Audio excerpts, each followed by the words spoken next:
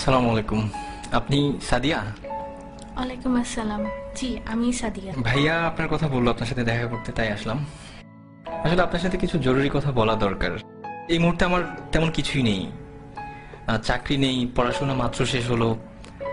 সুতরাং বুঝতেই পারছেন বিয়ের জন্য যে একটা মানসিক প্রস্তুতি, তার কোনোটাই আমার নেই। আর আমি জানি ভাইয়া আপনাদের ফ্যামিলিকে অনেক পছন্দ করে, এই জন্যই ভাইয়া চাই যে আমি আপনাকে বিয়ে করি। জি, আমিও তো তাই চাই। আসলে আমি আপনাকে কি বোঝাতে চাচ্ছিলাম আপনি হয়তো বুঝতে পারেননি।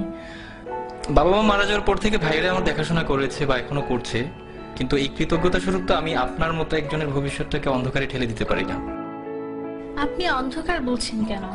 কিছু নেই বলেই তো আমি আপনাকে বিয়ে করতে যাচ্ছি। ধরুন আমি একজন টাকাওয়ালা কাউকে বিয়ে করলাম, কিন্তু বিয়ের পর দিন তো সে মারাও যেতে পারে, অথবা তার সব সম্পদ ধ্বংস হয়ে যেতে পারে। আমি তো টাকা, বাড়ি, গাড়ি এসব দেখে বিয়ে করতে চাই না। আমি চাই একজন ভালো মানুষ। তাছাড়া আজকালকার ছেলেদের যে অবস্থা, তারা যেভাবে চলাফেরা করে, এদের মধ্যে তো ভালো ছেলে পাওয়াটা খুবই মুশকিল। আমি যতটুকু জেনেছি আপনি একজন বিশ্বাসী মানুষ এবং প্র্যাকটিসিং মুসলিম।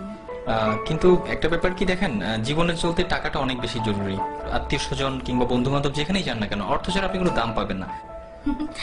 আপনি কি মনে করেন যে এই ইটের জেলখানার ভিতরে সুখ আছে?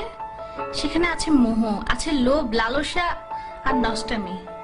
তারা সম্পদের পিছনে ছুটতে গিয়ে নিজেদেরকেই হারিয়ে ফেলে। স্বামী স্ত্রীর মাঝে কোনো ভালোবাসা নেই। বাবা সন্তানকে দেখতে পারে না, সন্তান বাবাকে দেখতে পারে না। আমি তো এমন চাই না। আমি চাই একটুকু জান্নাত, যার তুলনায় এই দুনিয়ার সমস্ত সম্পদ খুবই তুচ্ছ। আমাদের বিয়েটা ছিল খুব সাধারণ। মসজিদে গিয়ে বিয়ে করলাম, এরপর কিছু জিলেপি কিনে গরিবদের মাঝে বিলিয়ে সারাদিন দুজন মিলে ঘুরলাম।